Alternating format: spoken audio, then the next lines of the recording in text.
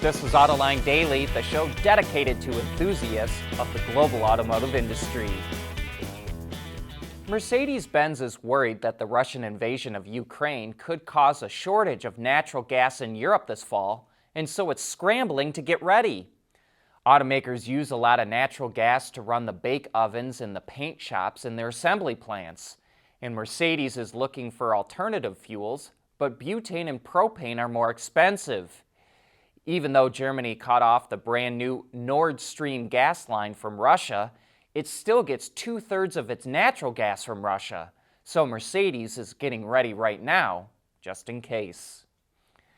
The critics complain that all that talk about autonomous cars was just a bunch of hype, but General Motors is pouring even more money into it. It's buying out SoftBank's stake in Cruise for $2.1 billion, and GM is investing an additional $1.35 billion into its autonomous car business. GM CEO Mary Barra expects Cruise to generate $50 billion a year in revenue by 2030. Stellantis is making sure it has the batteries it needs to have EVs account for 40% of its U.S. sales by 2030. Bloomberg reports that Stellantis and LG Energy Solutions will build a battery plant in Ontario, Canada. A formal announcement is expected later this week. The two companies signed a deal last year to open a battery plant in North America and begin construction next quarter, with production starting in early 2024. Stellantis is also building an EV battery plant in the U.S.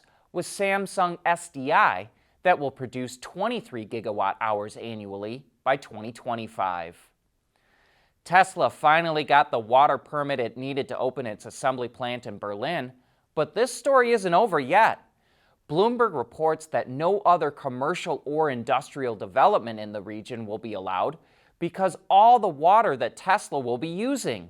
And the water authorities say that while there's enough water for the first stage of Giga Berlin, more water permits will be required when Tesla wants to expand the plant.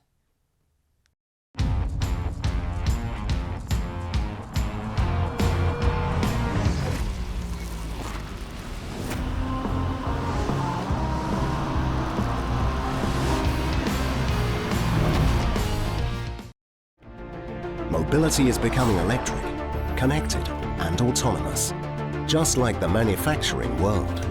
But will always be one thing: a reliable partner for our customers.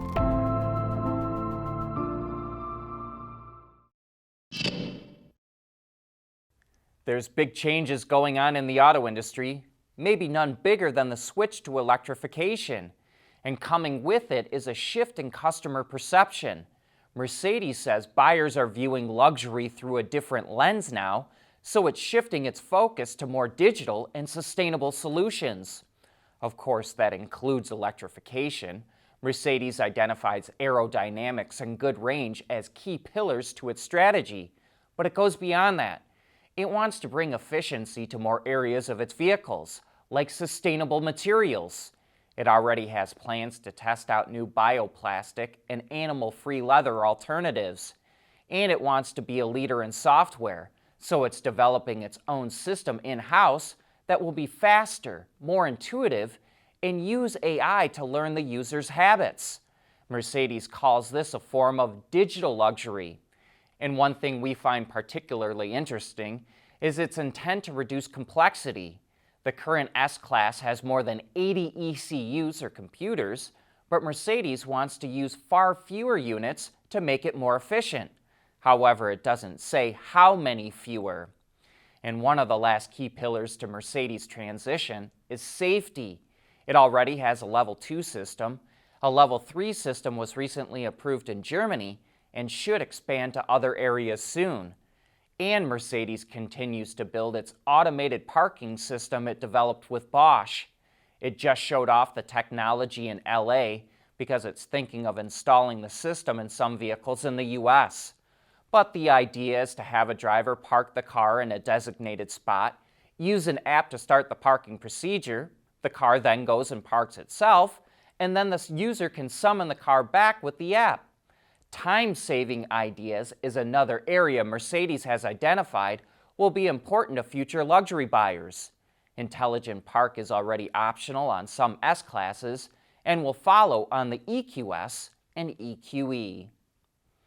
A new version of the Volvo XC60 just started hitting dealer lots across the U.S. It's the plug-in hybrid model called the XC60 Recharge T8 Extended Range. Now, if you're wondering, didn't Volvo already have a PHEV version of the XC60? Yeah, you'd be right. But what's new has to do with that extended range part of its name. You see, it's nearly doubled its range. Thanks to a new battery pack that's over 18 kilowatt hours, it can now travel 35 miles on a single charge, which is up from 18 miles. So that extended range part was added to its name, so it would be less confusing to potential buyers that might already be aware of the previous model. Not sure that I see the logic behind it, but I will roll with it, and it's likely it will get dropped for next year's model. The new plug-in XC60 will also be able to take advantage of a new charging network Volvo is building with ChargePoint and Starbucks. They'll install up to 60 DC fast chargers at Starbucks locations from Seattle to Denver. And while waiting for a charge, XC60 customers can now take advantage of Google Assistant inside the car. Just say, "Hey Google," and you can perform all types of tasks, like turn down the temperature. We found it to work just as well as it does on your phone, but you will have to sign into your account if you want to do more than use Google Assistant or Google Maps. That way you can link up your personal info or get new apps installed.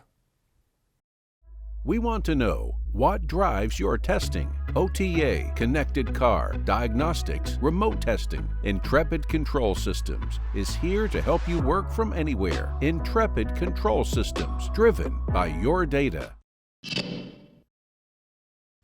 In the auto industry, it all comes down to product, and car companies that want to succeed have to spend heavily to compete. So we crunched the numbers on how much money automakers are spending on R&D, and we also calculated what % of their total revenue that represented. So here's the list. Volkswagen spends more on R&D than anyone else by far, $17 billion a year. And no wonder, it has so many brands to feed, at least 12, including its heavy trucks. Mercedes-Benz is next, spending nearly $10 billion a year, with Toyota right behind it. General Motors and Ford are spending similar amounts, well over $7 billion a year. Honda and BMW are in the same bracket, around $7 billion, with Stellantis trailing behind. Nissan is in 9th place, and Tesla rounds out the top 10. Amazingly, Tesla spends more on R&D than the Hyundai Group, which did not make this list. But raw spending on R&D doesn't tell the complete story. Big companies can spend more than smaller companies. So to get a clearer idea of how much money each automaker is devoting to R&D, we calculated it as a percentage of total revenue, and that jumbles up the rankings. Now Nissan tops the list, but there's an explanation of why Nissan looks so good.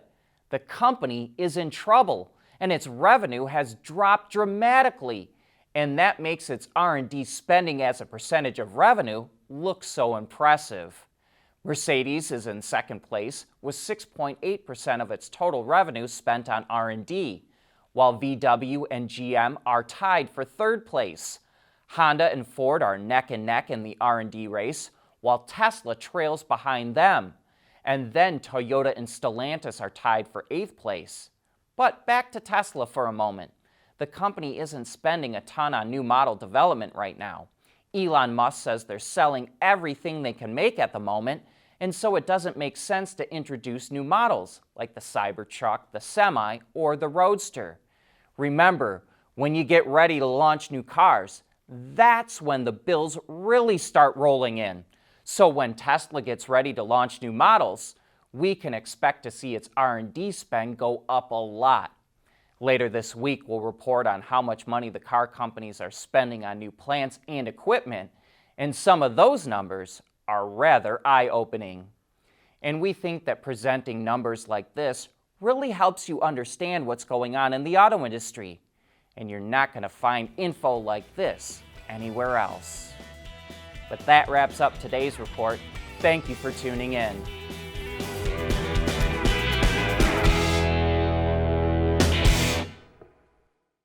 Autoline Daily is brought to you by Bridgestone, solutions for your journey, Intrepid Control Systems, over-the-air engineering, boost your game, and by Scheffler, we pioneer motion.